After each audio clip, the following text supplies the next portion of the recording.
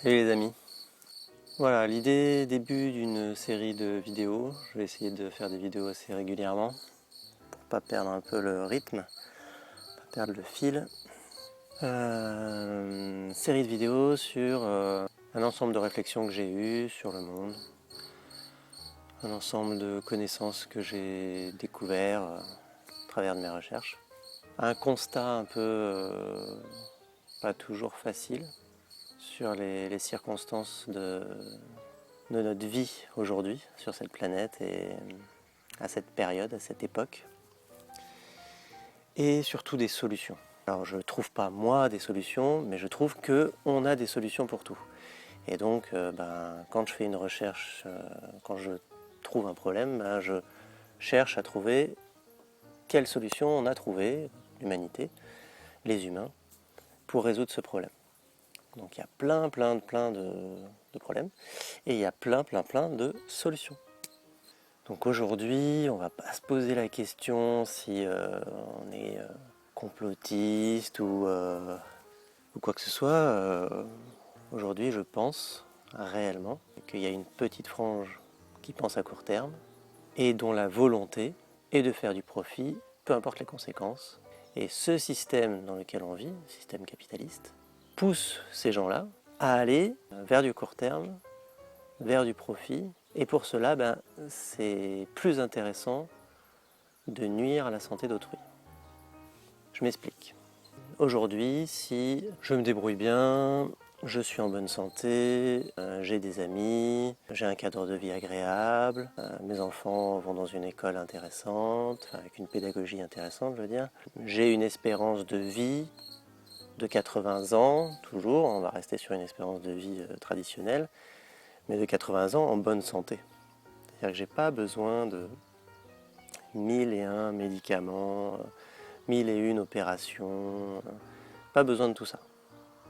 Quasiment, je veux dire, un être humain normal, qui fait attention un minimum à ce qu'il mange, ce qu'il respire, ce qu'il boit, ce qu'il transmet aux autres, et ce qu'il regarde, bien sûr.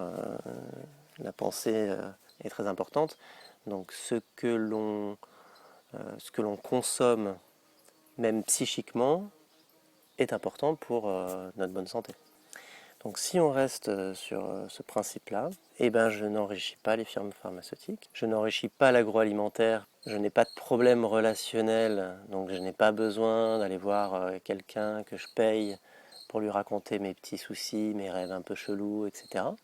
Parce que j'ai des amis pour ça. Donc au final, je rapporte très peu au système, mais vraiment très peu, quoi. Surtout si j'ai un jardin, surtout si voilà, quoi. Donc plus on est autonome, moins on rapporte au système. Donc aujourd'hui, si, on va prendre un exemple lambda qui a déjà été pris 1000 fois, mais si aujourd'hui j'ai une rivière qui coule et qu'il y a des poissons dedans et que tout va bien et tout, ok, on prend l'eau de cette rivière pour nourrir les animaux, les gens, etc. Quoi. Voilà, le village va bien, quoi. Et puis si en amont du village, je pollue cette rivière parce que je mets une usine, je vais dépenser de l'argent pour créer cette usine, ça va rapporter de l'argent à quelqu'un. Je vais faire fonctionner cette usine, ça va rapporter de l'argent à quelqu'un.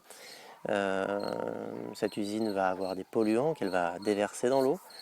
Là, sur ce truc-là, ça rapporte quelque chose au final à quelqu'un parce qu'au lieu d'utiliser un système de recyclage de ces polluants intelligent, on va balancer dans l'eau. Donc au final, au lieu de dépenser de l'argent, hop, on va pas le dépenser directement. Les gens vont être malades, ils vont aller chez le médecin, ils vont aller à l'hôpital, hop, il va y avoir des transferts d'argent, des échanges d'argent. Et puis à un moment donné, on va se rendre compte, ah c'est là qu'il y a la pollution. Et donc les gens vont gueuler peut-être, s'ils sont encore un peu réveillés. Et on va faire venir une entreprise qui va dépolluer. Donc il y a encore un échange d'argent. Et les gens vont être malades pendant un certain temps, peut-être sur plusieurs générations, etc. quoi. Et donc tous ces échanges d'argent rassemblés, ça fait beaucoup plus d'intérêt que l'eau soit polluée que l'eau ne soit pas polluée. Donc est-ce qu'il y a une volonté de nuire? Je pense. Est-ce que tout le monde a une volonté, enfin tous ces 20% on va dire de la population qui suit, alors il y a 1% de la population qui, je pense, a une réelle volonté de nuire, clairement, parce qu'ils ont les connaissances, ils ont les informations vraiment. Et puis il y a 20% de la population qui n'est pas réveillée vraiment et qui a une espérance de rentrer dans les 1%, avec une espèce de fantasme que c'est génial d'avoir plein de pognon, d'avoir des jolies nanas, etc. Donc oui, je pense effectivement qu'il y a une volonté de nuire. Et que c'est à nous de faire attention à ce qu'on fait, comment on le fait, pourquoi on le fait. Donc on va partir sur une série de vidéos où voilà, je vais vous poser un problème et je vais vous donner les solutions que j'ai trouvées pour ce problème. C'est pas exhaustif, hein, vous pouvez chercher aussi vous.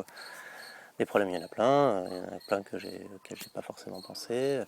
Il y en a plein auxquels auxquels j'ai trouvé peut-être une solution qui me paraît être la bonne, et puis en fait il y en a plein d'autres et qui sont bien meilleures.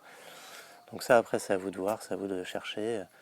N'hésitez pas à en parler, hein. N'hésitez pas à m'en parler, pas de souci.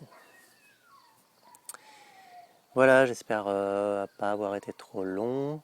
Il y a un défi sur internet, là sur YouTube, de faire 30 jours, 30 vidéos. Je trouve ce défi intéressant.